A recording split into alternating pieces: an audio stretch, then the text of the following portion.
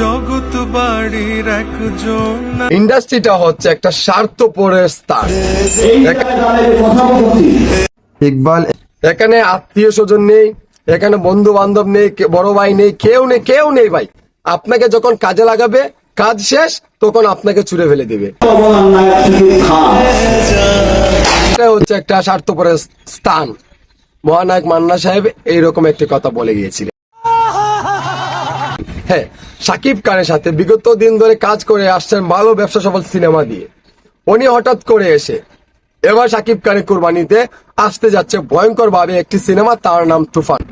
এই তুফান সেন্সারে দেওয়ার পর থেকে শাকিব খানের এই সিনেমা আটকানোর জন্য অনেক ফন্দি পেতেছেন,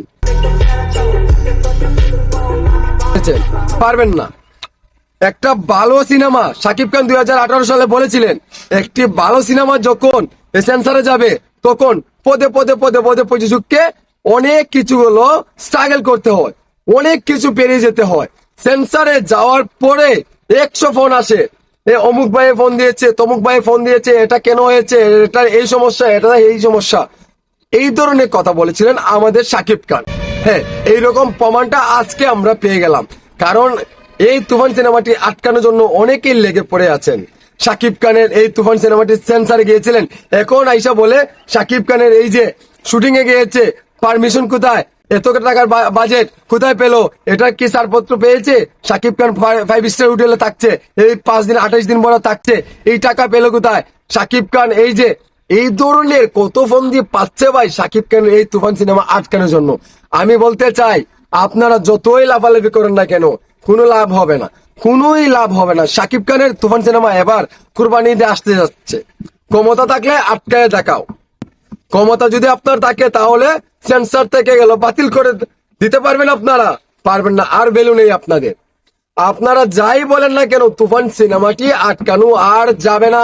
শাকিব খানের এই তুফান সিনেমাটি সেন্সর হয়ে গেছে, ছাড়পত্র কিন্তু এসে গেছে।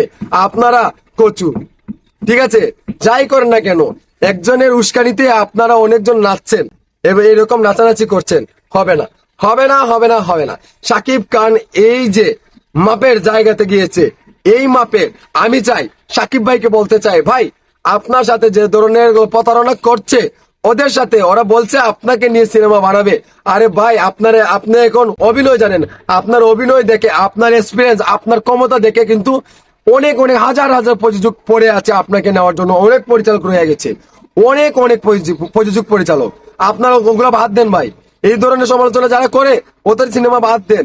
দেখেন এবার কিন্তু রাজকুমার সিনেমা কিন্তু বিগ একটা ব্যবসা সফল সিনেমা দিয়েছে আমাদেরকে, আমাদের প্রযোজক আশাদন্দন ভাই, ওনাকে স্যালুট জানাচ্ছি। কিন্তু শাকিব খানের এই তুফান সিনেমা যারা আটকাতে চাচ্ছে তাদেরকে বলতে চাই, আপনারা কোনো কিছুই করতে পারবেন না।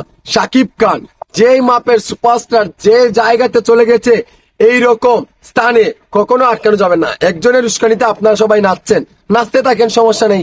এবার কুরবানিতে আসছে ধামাকা দিতে। শাকিব খানকে বলতে চাই, ভাই আপনি ওদেরকে কালসাপকে, এইরকম কালসাপকে আপনি পুষেছিলেন, অন্তরে জায়গা দিয়েছিলেন, কিন্তু আমি বলতে চাই আপনি এই কালসাপদেরকে আপনি ছুড়ে ফেলে দেন, ইঞ্জেকশন মেরে একদম গায়েব করে ফেলেন, ঠিক আছে। আপনি এই ধরনের যদি ওদেরকে নিয়ে সিনেমা না করেন, ওদের প্রযোজনায় যদি আপনি কাজ না করেন, আপনার কিছুই হবে না, আপনার কিছুই হবে না। বাট ওরা যদি আপনাকে নিয়ে কাজ না করে, তাদের মন শান্তি হবে না, তাদের পেট ভরবে না। সেই রকম করে অন্যকে নিয়ে সিনেমা বানাতে পারবে, হ্যাঁ অবশ্যই পারবে, বাট আপনার মতো সিনেমার ব্যবসা সফল হবে না। আমি চ্যালেঞ্জ দিয়ে বলতে চাই, শাকিব খান এই বাংলার ইন্ডাস্ট্রিতে 1 নম্বর স্থানে রয়েছে, 1 নম্বর গ্লোবাল সুপারস্টার। হ্যাঁ, Shakib Khan God is one, life is one, and number 1 Shakib Khan, সেটা আপনারা মনে রাখতে হবে ভাই। সো বন্ধুরা, আপনাদেরকে বুঝাতে পারছি কি বলতে এসেছিলাম। আপনারা অনেক জ্ঞানী মানুষ, অনেক কুজ্ঞানী মানুষ, আপনারা কিন্তু টেক হইলে ট্যাংরা বুঝেন। আপনারা আমার কথাগুলা বুঝা গেছেন, কাকে দুলাই দিয়েছি। সো বন্ধুরা, ভালো থাকেন, সুস্থ থাকেন, ভালো লাগলে লাইক দিবেন।